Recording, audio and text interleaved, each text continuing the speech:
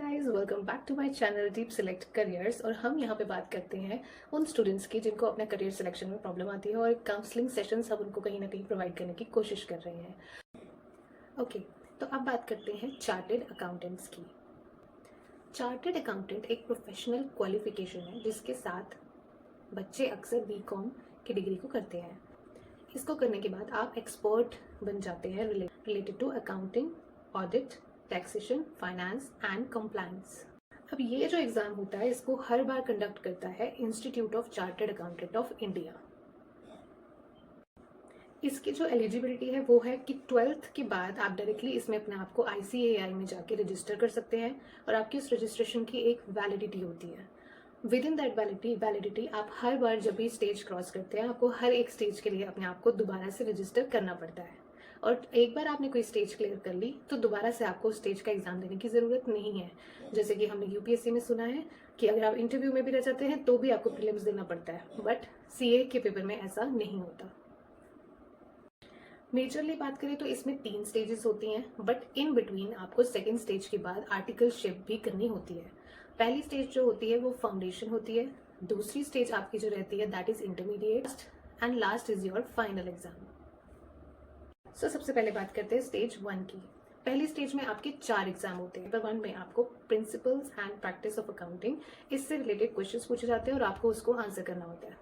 Paper 2 में आपको business law से रिलेटेड क्वेश्चन पूछे जाते हैं और आपको उनको आंसर करना होता है। पेपर 3 में आपको क्वांटिटेटिव एप्टीट्यूड, उससे रिलेटेड क्वेश्चंस होते हैं जिसमें आपका maths, logical reasoning and statistics, यहाँ से क्वेश्चन आते हैं और आपको उनको आंसर करना पड़ता है।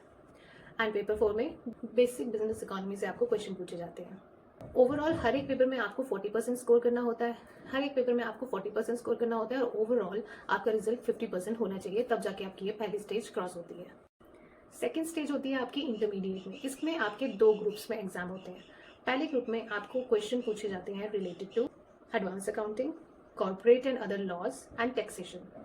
सेकेंड ग्रुप में आपको क्वेश्चन पूछे जाते हैं related to cost and management accounting, auditing and ethics, financial management. यहाँ से आपको क्वेश्चंस पूछे जाते हैं और आपको उनको, इसमें आपको थ्योरी भी आती है और MCQs भी आते हैं, जबकि फर्स्ट स्टेज में आपको सिर्फ MCQs पूछे जाते हैं।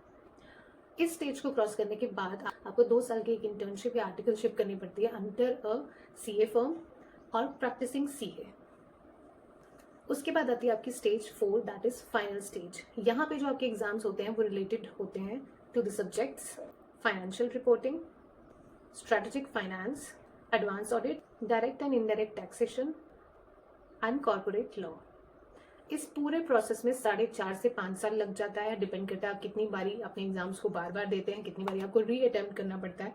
और करने के बाद आप प्रैक्टिस कर सकते हैं directly as an expert in auditing, tax consultant, CA, और आप CA फर्म भी अपनी खोल सकते हैं और आप डायरेक्टली फ्रीलांसिंग कर सकते हैं। सो आपका अर्निंग का सोर्स इसमें बहुत हाई होता है। सर्विस प्रोवाइडर होते हैं, जितना भी पैसा आप चाहें लोगों से डिमांड कर सकते हैं अपने स्किल्स की वजह से। और इस स्किल को पाने के लिए ये 4 स्टेजेस क्रॉस करके आपको CA बनना पड़ता है।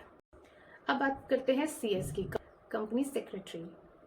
अब कंपनी सेक्रेटरी क्या होता है? ये वो प्रोफेशनल्स होते हैं जो कि डील करते हैं कंपनी लॉ से, कॉर्पोरेट कंप्लायंस से, लीगल डॉक्यूमेंटेशन से या कॉर्पोरेट गवर्नेंस से, मतलब legal to legal activities of a company. इस एग्जाम को कंडक्ट करती है आपकी institute of company secretary of India. जैसे CA में आपको 12th के बाद ICAI में रजिस्टर करना पड़ता है, इसी तरीके से 12th के बाद आप ICSI में रजिस्टर करते हैं अपने एग्जाम्स के लिए। इसकी भी 4 स्टेजेस होती हैं, जिसमें सबसे पहला होता है आपका एंट्रेंस या फिर फाउंडेशन लेवल, दूसरा होता है आपका एग्जीक्यूटिव प्रोग्राम, तीसरा प्रोफेशनल प्रोग्राम होता है, फोर्थ होता है प्रैक्टिकल ट्रेनिंग।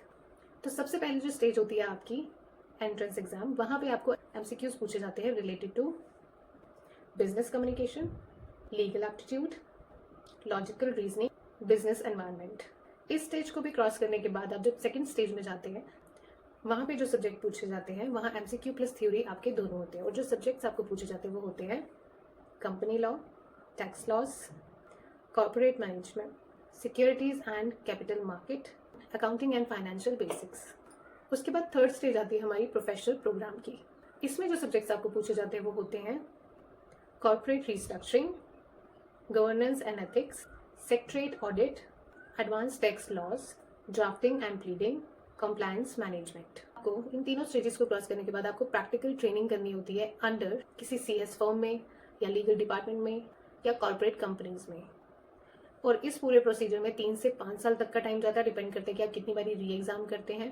करने के बाद आप डायरेक्टली काम कर सकते हैं as a company secretary, compliance officer, corporate legal adviser, governance professional. तो आप अगेन अपनी सर्विसेज को रेंडर करते हैं और फ्री हैंड जितना चाहे उतना चार्ज कर सकते हैं। तो आपकी मेहनत होती है, इसलिए आप उस चीज़ के पैसे लेते हैं।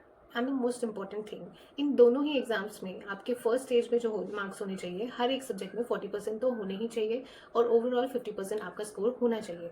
उसके पास जितने भी आपके एग्जाम्स आते हैं वहाँ पे आपके 40% स्कोर तो मिनिमम होना ही चाहिए उसको पास करने के लिए, अदरवाइज आप उसको रिपेयर कर सकते हैं। और जो आप रजिस्ट्रेशन करते हैं उसकी एक पर्टिकुलर वैलिडिटी होती है, उस वैलिडिटी के अंदर आप जितनी बार चाहे उसको रीअटेम्प्ट कर सकते हैं। तो ये रहा हमारे कॉमर्स के करियर ऑप्शंस, जिसमें मैंने आपको रियल टाइम भी बता दिया और CA और CS के ऑप्शंस क्या होते हैं वो भी बता दिए। कौन कौन सी डिग्रीज है, डिग्री करने के बाद आपको ऑफिसेज में क्या प्रॉब्लम्स फेस करने को मिलती हैं, उन सब चीज़ों को किस तरीके से आप अपनी डिग्रीज के साथ साथ हैंडल करना सीख सकते हैं, वो सारी चीज़ें हमने इस वीडियो में डिस्कस की। इसके बाद भी आपको कोई भी क्वेश्चन रहते हैं तो आप कमेंट सेक्शन में कमेंट करके बता सकते हैं। तो do subscribe and like this channel so that हम और फर्दर बातें कर सकें। And the most important thing, ये डिस्कशंस हम इसलिए करते हैं ताकि आप वो मिस्टेक ना करें जो कि हमारी जनरेशन ने की है। लेट एज में जाकर सक्सेसफुल होना और जल्दी एज में सक्सेसफुल होने से आपको बेनिफिट ये होता है कि आपके पास फाइनेंसेस आते हैं, आप उससे अपने ड्रीम्स को अचीव कर सकते हैं। जबकि यही चीज़ें अगर आप 30 या 32 साल की एज में जाकर करेंगे तो आपके पास फाइनेंसेस लेट आएंगे और आपकी लाइफ जो आपको एंजॉय करनी होगी वो निकल चुकी होगी। सो लाइक करें, कमेंट करें एंड शेयर करें अपने फ्रेंड्स के साथ, ताकि जो भी बच्चे शर्माते हैं वो फ्रीली अपने क्वेश्चन हमें कमेंट सेक्शन में पूछ सकें।